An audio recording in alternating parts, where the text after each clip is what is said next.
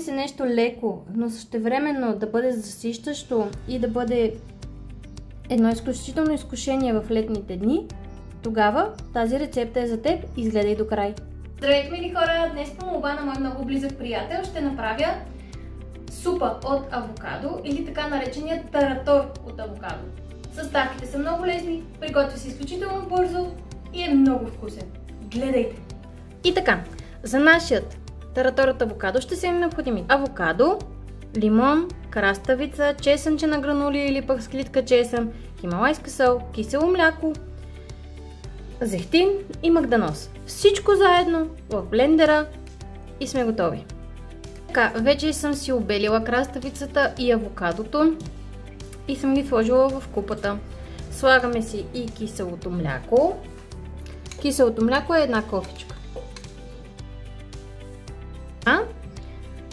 Зехтинчето, то е 2 до 3 супени лъжици.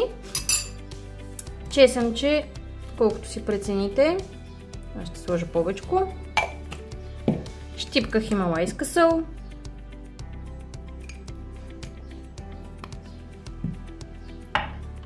От едно резанче лимон сока.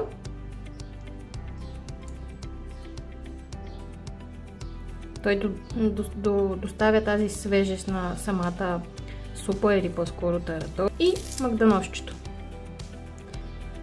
Всичкото това сега аз ще смилам с сатор.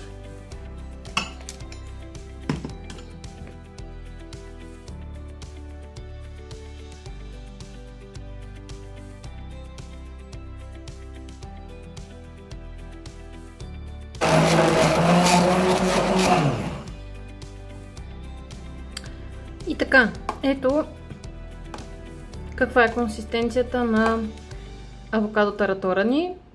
Нещо подобно на крем. Те му казват супа крем. Сега аз ще добавя много малко вода и ще разбъркам, за да добие съответно по-течна консистенция. Имайте предвид, че не трябва да е точно като таратора, да е съвсем течно. Трябва да е ето така кремообразно. Това е и тук.